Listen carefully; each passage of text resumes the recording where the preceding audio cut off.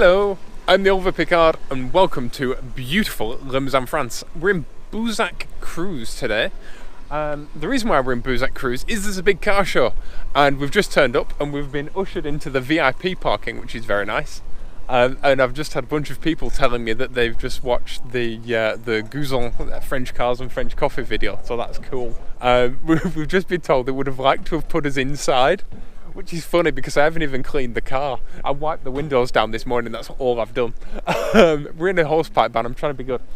So we've been ushered into the VIP parking with the American stuff. Hey! That's Sebastian, who hosted the car show that was on last week. So we've been ushered into the VIP parking with a Ferrari Mondial, some American stuff. A lovely little Mahari, I can't remember, it's like a Mahari type thing, it's 2CV based, and some cool old tractors. And of course, a Unimog. So we're outside, but we're in the VIP parking. Like I said, they wanted to put us inside, but I don't think that's a very good idea, considering I haven't even cleaned the car. So I'm happy out here. So today I'm going to be hanging out with some friends and checking out the car show inside and stuff, and yeah, just checking it out. I've never been to this car show before. I was invited by my local car club, and yeah, I have no idea what's going on. Also, this video should be better because I'm testing out a new selfie stick rig thing, so we'll have to see how that goes. It's counterweighted and all sorts. It's an evolution of last week's camera, but hopefully it'll be a bit more stable and a bit smoother moving because it was very top heavy last week. Anyway, let's check it all out. I love Ferguson tractors.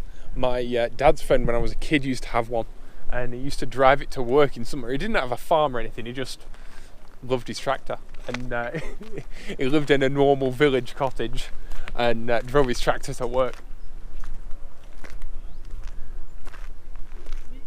Cool little custom, shall I call it? There's a big custom scene and hot rod scene in France. Some of the best hot rodders in the world are French, which is kind of bizarre because the French government don't support modifying of cars at all. In fact, it's illegal in France. Any non-factory modification is completely illegal, so it's all done kind of on the quiet. And this is the Tangara that was at last week's car show.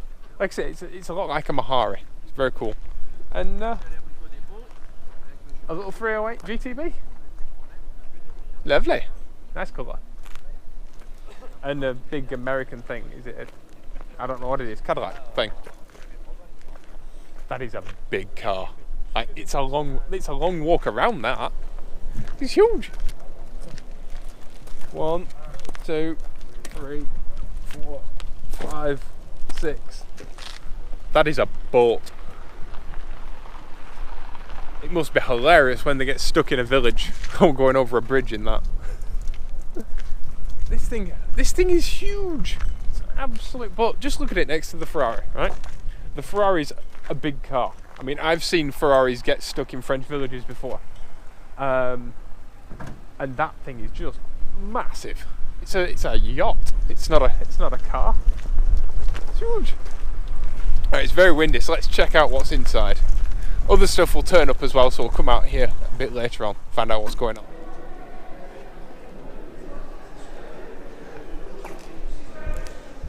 Okay, so I've just come in to check out the cars before I started filming, and check this out. There's a Ronin. I've never seen one. Like micro car geeks.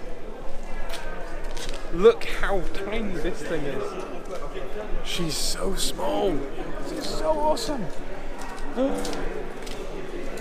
at that. Oh, that's so cool. Micro cars are cool. They're weird, they're utterly bizarre, but they're very, very cool. CX Prestige. Look at those seats. The best seats in any car ever made. Well, quite possibly. I've seen some cool seats in my side, but for a production car, CX seats are up there with the very best. They're like an Eames Lounger, they're amazing. The lovely DS from last week's show. Renault Dauphin.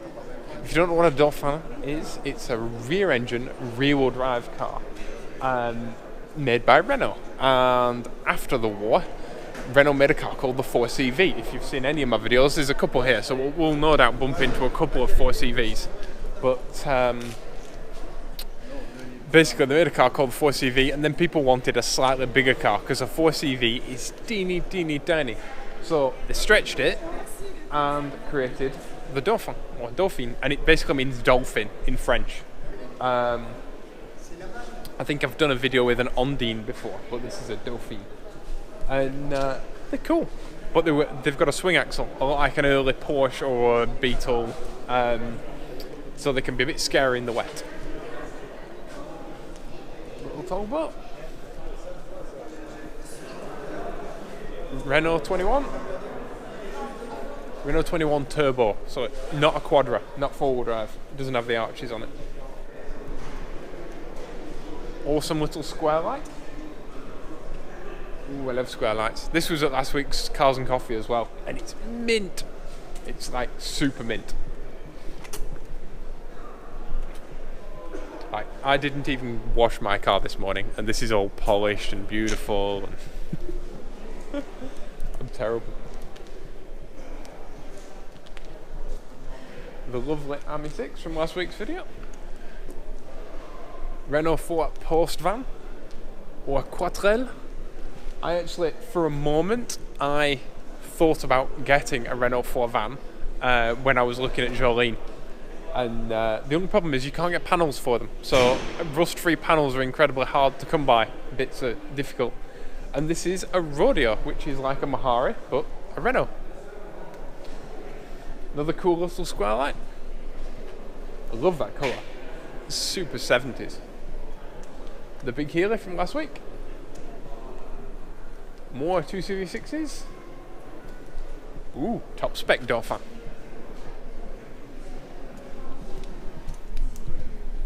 The top spec, the top spec, the Palace spec Dauphine, if you will, isn't actually called a Dauphine at all. It's called an Ondine.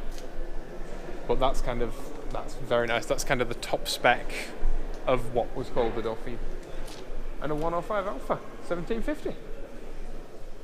These have gone up so much. I remember when I was a little kid looking at them for $3.5 grand thinking, one day I'll be able to afford one. No. Renault 8 Gordini, how cool is that? A relation of the Dauphin, the next evolution, if you will.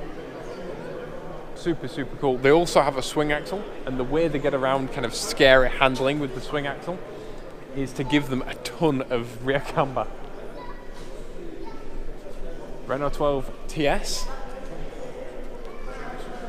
I've got a very close history with the Renault 12 TS because I was brought home from the hospital in a Renault 12 TS when I was a baby, after I was born. And my mum and dad had one. My dad had a Renault 12 Gordini rally car, and my mum had a gold Renault 12 TS with all Gordini bits on it. And my mum used to call it the golden pig because it's ugly. And they are ugly, but they're also awesome. And I'm a true believer that Renault has never made a beautiful car, ever. And I think it's something to do with the reason that French villages can also be quite austere looking places as well as being beautiful, because it kind of upsets the sensibility. It's kind of too luxurious, too almost unsocial to be too beautiful. It very much fits with the post-war French thing. And remember that post-war Renault was actually government owned. A DAF. DAFs are cool because they have a variomatic gearbox, and they were made in Holland, I think.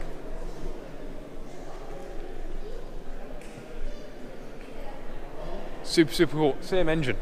Renault 12 engine, I think. I know a lot of them were Renault 12. DAF were eventually bought out by Volvo, and they made exactly the same car, but in Holland. And that's why there are some Dutch-made Volvos. Another lovely 2CV6. 2CVs are prevalent. They are very much the car of the people, which is bizarre because the Renault 4 sold like absolute hotcakes, but I think because the 2CV is such an endearing thing, it's unlike any other car ever made. It sticks in people's minds a lot more, and people have a much closer association with it. Although there are Renault 4 magazines and stuff like that, Quatrelle magazines.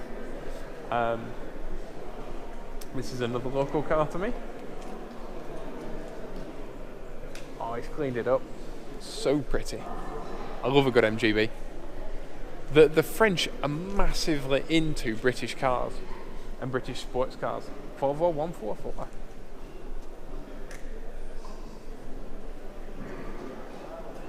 I've never driven a Volvo 144. I've never driven a Volvo. When I was a kid, my mum and dad had Amazons. Where we had 2 Amazon estates. Super tidy.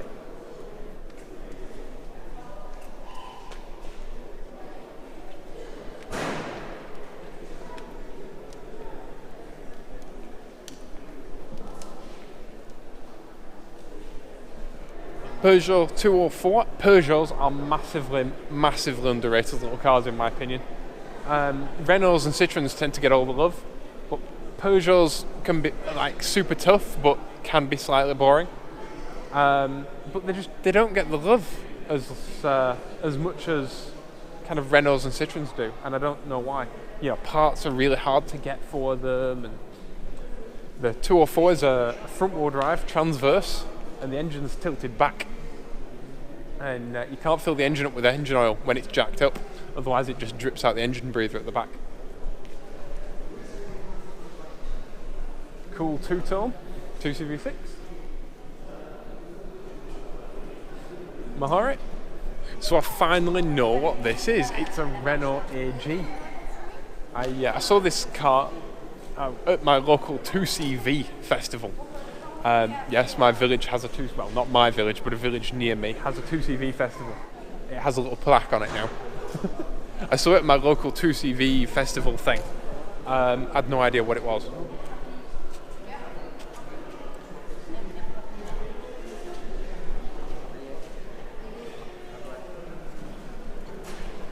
$220S Merc coupe. It's really cool. If I was going to buy a Mercedes, I'm not the biggest Mercedes guy, but these are very nice. Very, very cool car. But I really love them. Not as much as I love 4CVs though. Oh, so cool.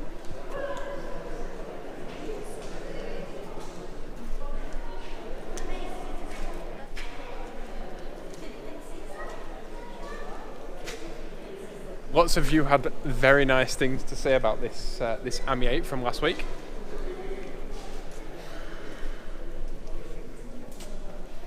And it is super, super tasty, I agree.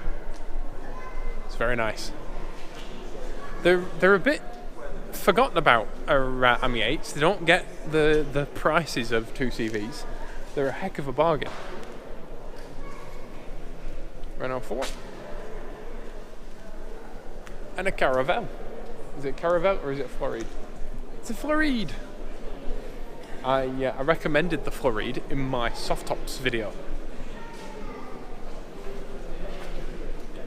And my budget soft tops. They are very good cars. It's basically a Dauphin, like the car over there, or the stretched 4CV, but with a better engine in, and a soft top. They also did a coupe. Renault 8 prototype. Renault Alpines, or Alpines, share a lot of underpinnings, engine, gearbox, that kind of thing, with the little rear engine Renaults. The first Alpines were 4CV based, the later ones were Dauphin based, Guardini based, and then they went through the whole gamut, the final A110s being Renault 16 based. The cool thing about that is you can take Alpine bits and Guardini bits and bolt them on your Renault 8, or you could do once of a day. I think you still should be able to, because that's super cool. And it can take you can take a Renault 8 that can't necessarily be restored and turn it into something special. And I like that a lot.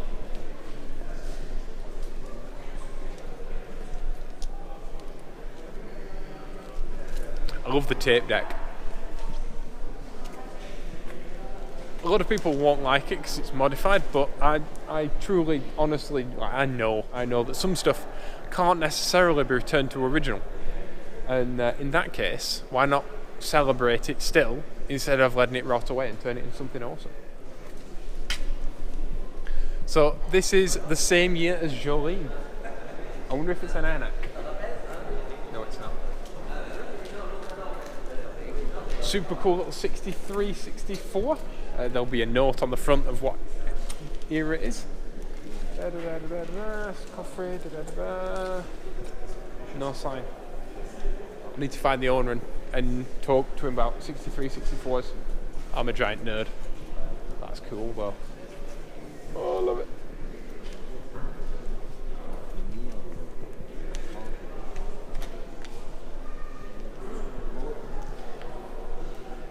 $403. We saw this in the picnic area, I think, at the 2CV show. I think this is the same one. I know the guy that owns this car, and he can really drive it, which is awesome because it's a column shift. And look at the bolt-on aluminium brightwork. A lot of cars in France, if you wanted to make it more posh, you could buy brightwork from companies like Robbery, and kind of bolt them on yourself. In fact,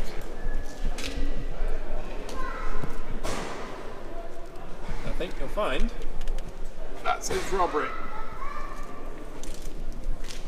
So there we go. Cool Panhard.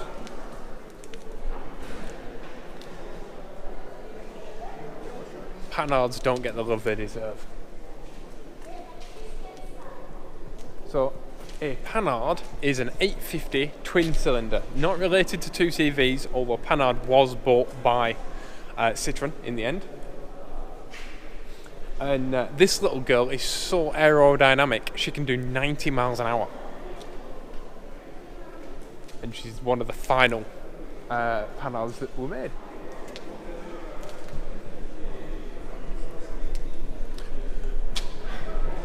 I want a Supra. That's awesome. Oh, the Renault 8 from before. This is a standard one.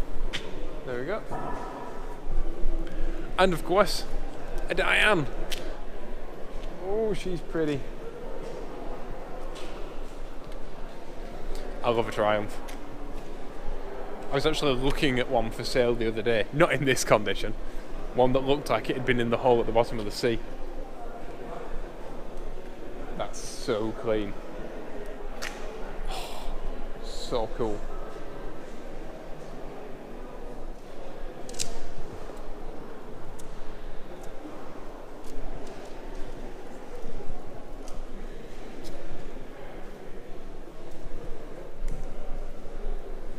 A cute little D-modified Mini.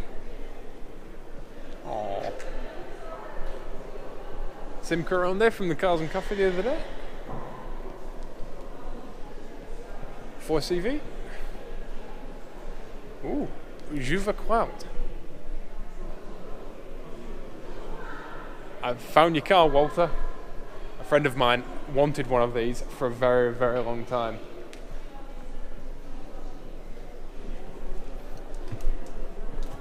This was a little Renault that was produced before the war and then during the war under the guise that they were designing an engine for this car, and that engine ended up being the Ventoux that went into the 4CV.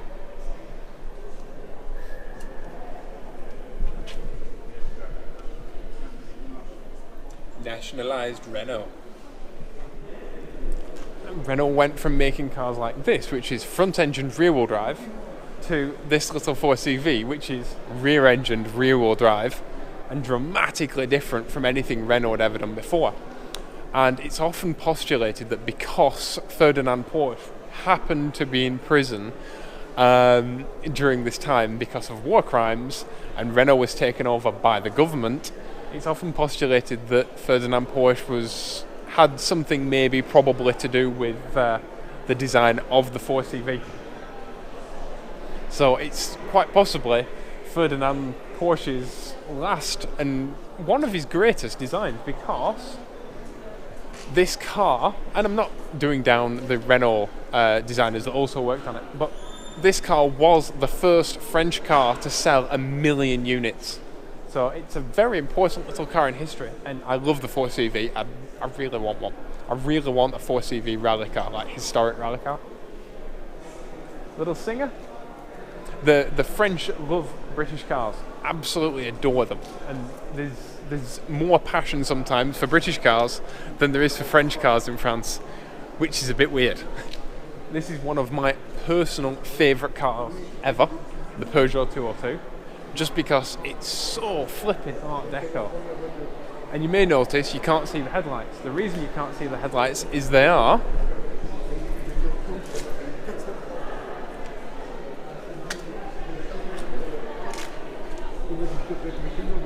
yep, they're in the grille. This was a Peugeot thing for a while, and they made a 402, which is a bigger version of this, with a bigger engine, of course, and they made a car called the 402 Eclipse, which had a folding metal roof in the 30s. It was way ahead of its time. Super cool car. And they're actually a pretty incredible machine.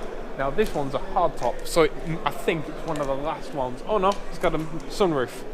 They came with a sunroof from factory. The last ones didn't. And the reason is, when they made the 203, they were concerned that the 202 was so luxurious, because they were a pretty upmarket brand, were Peugeot at the time.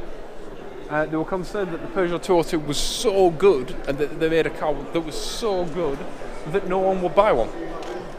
And so they actually made a stripped-out bargain bucket version at the end of production when they brought in the 203, so that people would actually buy them.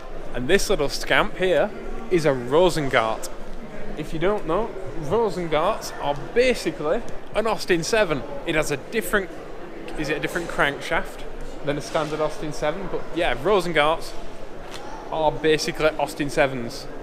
And parked next to it is literally one of my dream cars.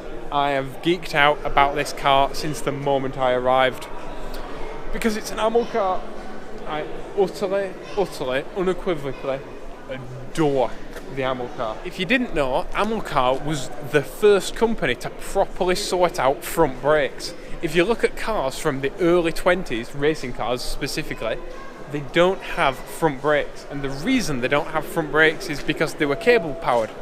And when you applied steering lock, it used to apply the brake on one side. But Amilcar actually figured out how to do brakes before anybody else, turned up with their little racing voiturettes, and kicked all kinds of ass. And they are utterly awesome, and I love them, and I want it.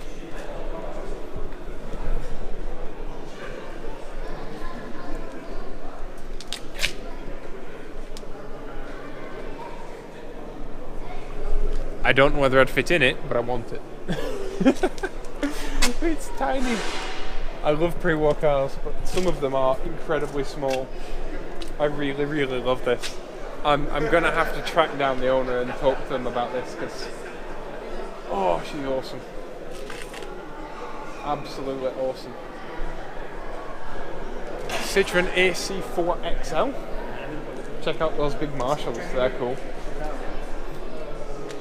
So the AC4 was made in two models, the AC4 and the AC6. And this is the posh version of the AC4.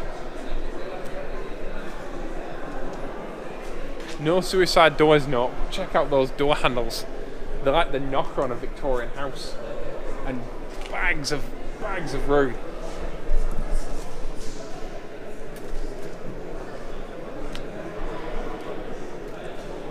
Citroën, at the time they produced the AC4, were the biggest car maker in France. And the AC4 was actually the first car ever to be crash tested. So there you go. And the way they crash tested it is they put two guys in it and drove it off a small cliff and rolled it down the cliff. And when it got to the bottom of the cliff, they put the bonnet back on because the bonnet had fallen off, and it started and it ran and they drove off in it. That's one way to sell cars. This is the cool little Mathis. I love this colour of yellow. This Mathis was at the 2CV Fet this year, my local 2CV festival. Peugeot 301 from last week. Check out the restoration that it underwent.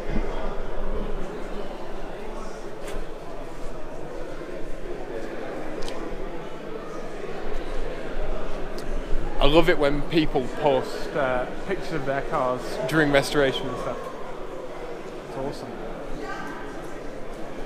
My favourite part of these cars is the sexy wings.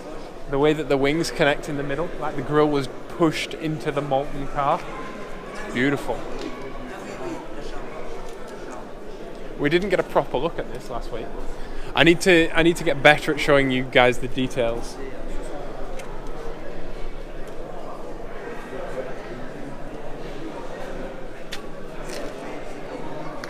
Now you can see the difference with the leg room in the back.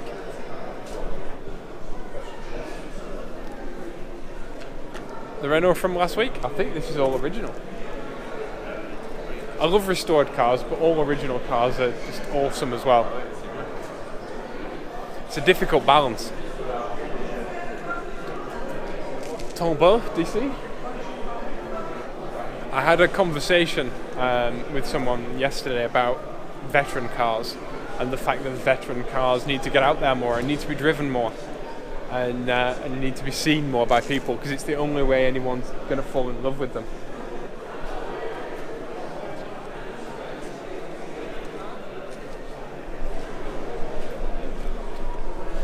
Radiator behind the engine, and you'll notice that the cylinder heads are actually made in pairs. The reason why the cylinder heads are basically two cylinder heads is because in the factory, if you screwed one up, because these had to be made by hand, you didn't screw up an entire engine, you just screwed up half an engine.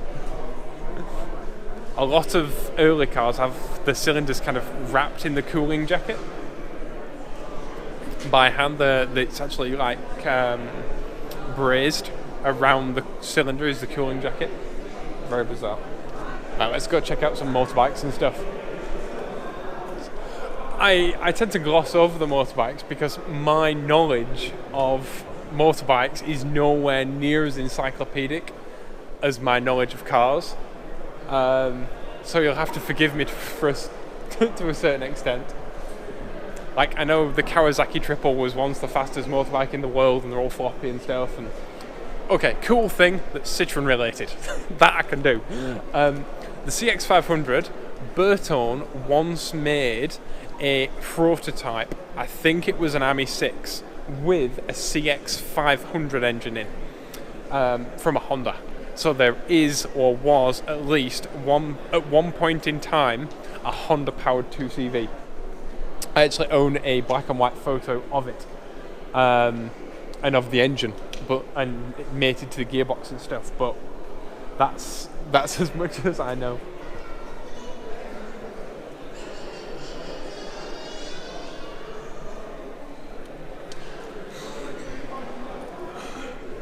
That's cool. I don't know how good that brake would be. It's a slower, not a stopper.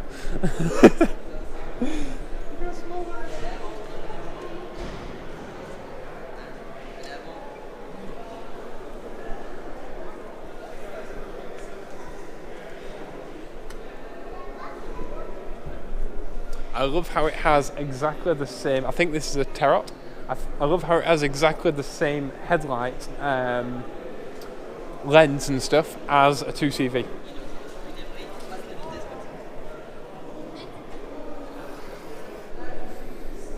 I know nothing about old motorbikes. All I know is that that's awesome.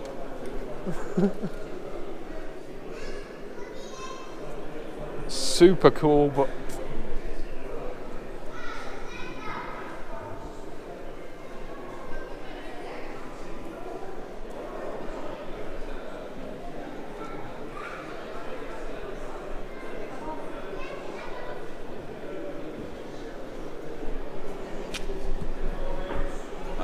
a lot of these old bikes seem to have a little dynamo on a belt. That's cute. Look at him. A little tiny dynamo. It's adorable. Cool big Marshall.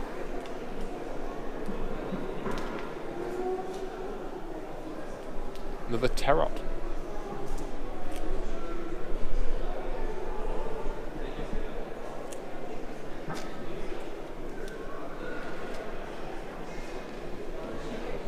I'm not sure what's going on here.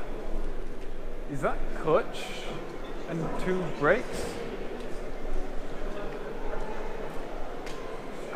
I think that's, yeah, it's a hand clutch and a suicide shift, and I have no idea what's going on. And is this advance and retard? No idea. You need like 6 hands. That's crazy. It's cool. I need to know more about old bikes, don't I? It's a serious hole in my knowledge.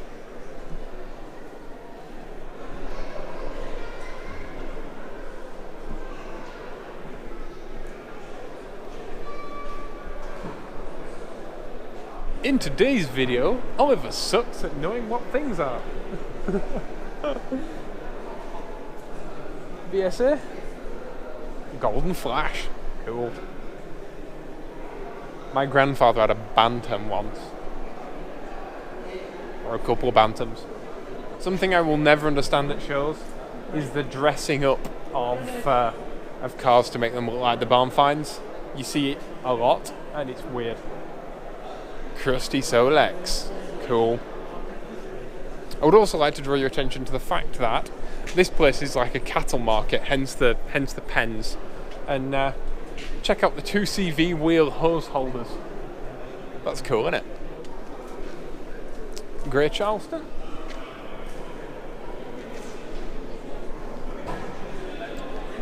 Elena. Oh, Ami 8. Okay, so this is the saloon version of the estate. Before you saw the Ami 8 estate, and this is the Ami 8 saloon. The Ami 8 saloon's cool, except for the fact that the boot door's like minute. I was offered for sale an Ami 8 when I was buying Jolene, and it was really, really tempting. But one of the things I did want was a hatchback, and that's why I didn't buy it. And it's a shame as well because it was mint and cheaper than Jolene. Cool little Ami 6 with a sunroof. That's rare. And original paint. That's pretty.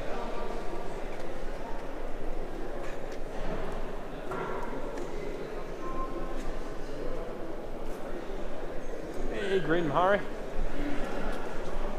BX GTI. GTIs are very underrated as GTI. Quick little hot hatches go. They're not often considered as a hot hatch, which is bizarre.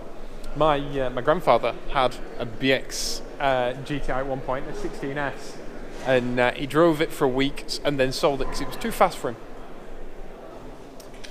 H-fan. I'm constantly told on Twitter and stuff how much I need a H-fan. I know how much I need a H-fan. The need for a H-fan is strong. I utterly love H-fans. And they have an even weirder shift pattern than a 2CV. And it's the little one as well. Oh. J'adore.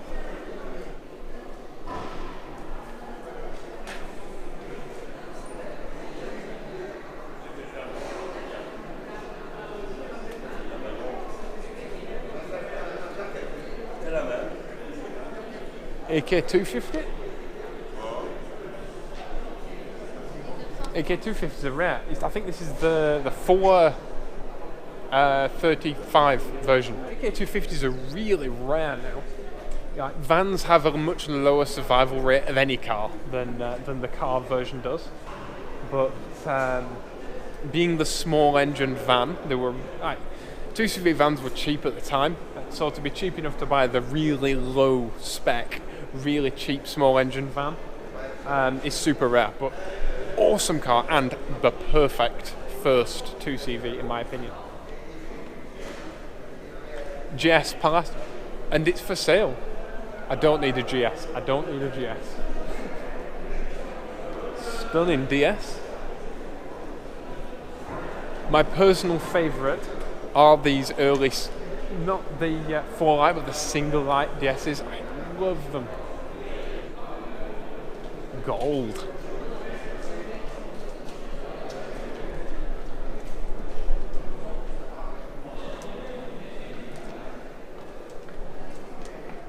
It's so cute.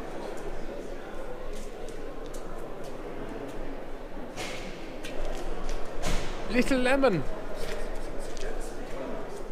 Right, I constantly get jip from French people from saying Citroën and not Citroën. Right. André Citroën's grandfather was Lumenman, and he was Dutch. And when he moved to France, the lemon man became Citroën, and so it is Citroën, not Citroën. And his first cars were all painted bright yellow, and the reason they were all painted bright yellow is because pre-war cars were often quite austere, and so you would always be able to see the little bright yellow cars in a traffic jam. That's very, very good marketing. It was actually a brilliant businessman and fantastic at marketing. So that's the show haul over and done with. Now I'm going to go and check out the car park, because the car park is always as good, if not better, than the actual show itself. A few more people have turned up. Check that out. So let's check out who's parked around Jolene. Renault Mona 6. Remember earlier I told you that Renault went after the big boys and were being a luxury brand before the war? Yeah, this is their big girl. This is their equivalent to the Rosalie 6 and stuff like that. And even though it has a coal scuttle front, it has a front mounted radiator. Big straight 6. That's awesome, isn't it? Granada. No, not the Granadas I grew up with. This is an American spec Granada. It's bizarre because France has made some of the coolest cars in history, and yet they love like big American cars and they love British cars and stuff like that.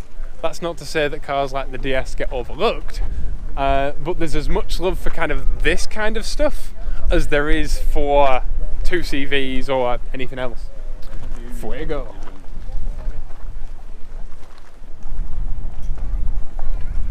Lovely bit of Daimler. I love a big cat. Big Cadillac. This thing's like the size of a long wheelbase van. In fact, the H van that's in there, the H-type van, is smaller than this, I think. It's huge. I can never get used to how big American cars are. It's utterly, look at it, it's gigantic.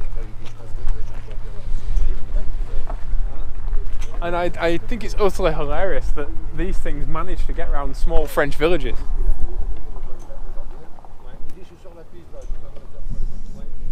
It's got a partition in it that rolls down. Lovely.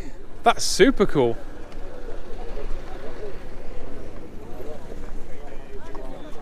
The boys are going.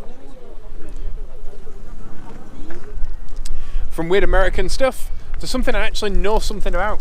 Obscure French Panhards.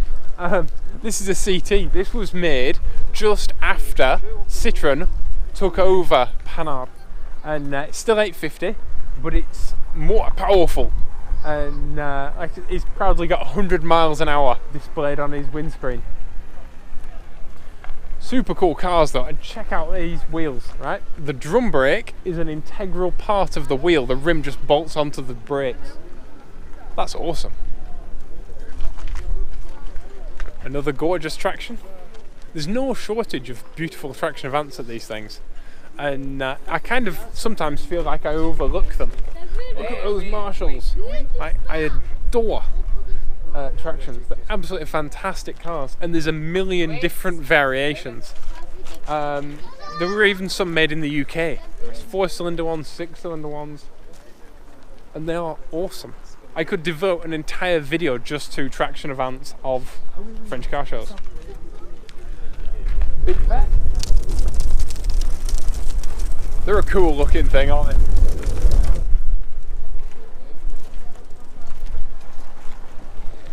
Another big Cadillac. Cadillacs abound at this thing. Look at it, it's huge. I know I say the same thing when I see every single American car. I walk around, see a big American car and go, it's huge. Like, it breaks my brain how big they are. It seriously is a large van. It's massive. This reminds me of the Cadillac from, was it a Cadillac in True Romance? That's what this reminds me of.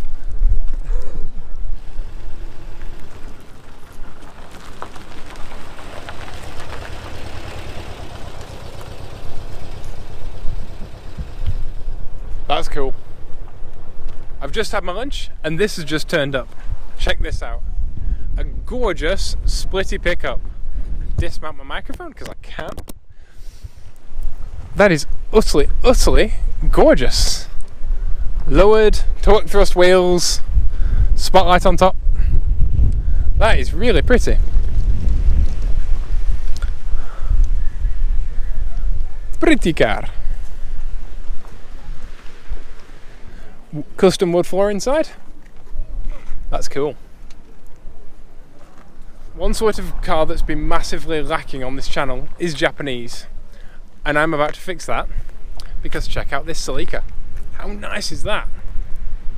It's mint. It usually passes me at speed on my local roads. It's a very local car to me. I wouldn't be surprised to find out that this guy's like a neighbour or something that I haven't met yet, because he usually passes me on D roads and I see him a lot, and this car really gets driven.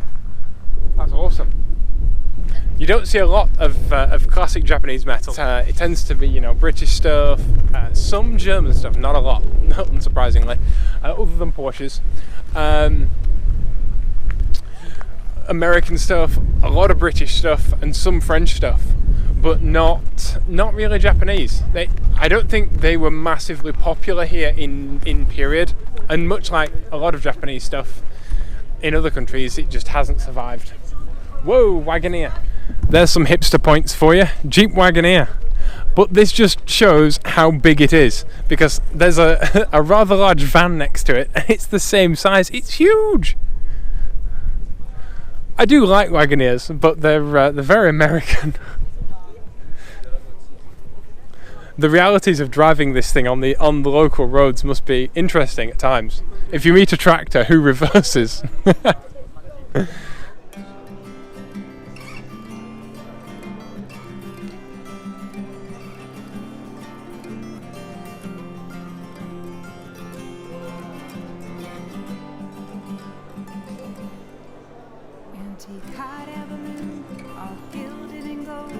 Rises above the city, a sight to behold, soar away. You make me feel that way. Drop another sandbag right off the side, hold down on the ropes, let's go for a ride far away. You make me feel that way. And baby, let's fly.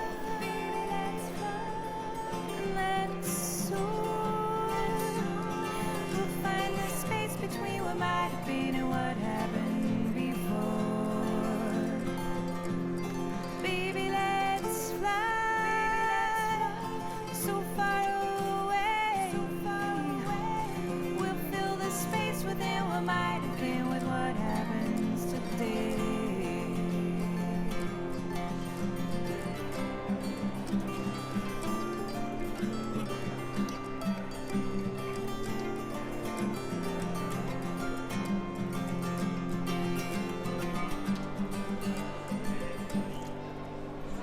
Cobblestone streets filled with strange passers-by, leading lives of their own, never look to the sky far away. You make me feel that way. Drop another sandbag, let's go higher still, leave everything behind, till even our will slips away. You make me feel that way. Baby, let's fly. Baby, let's fly. And let's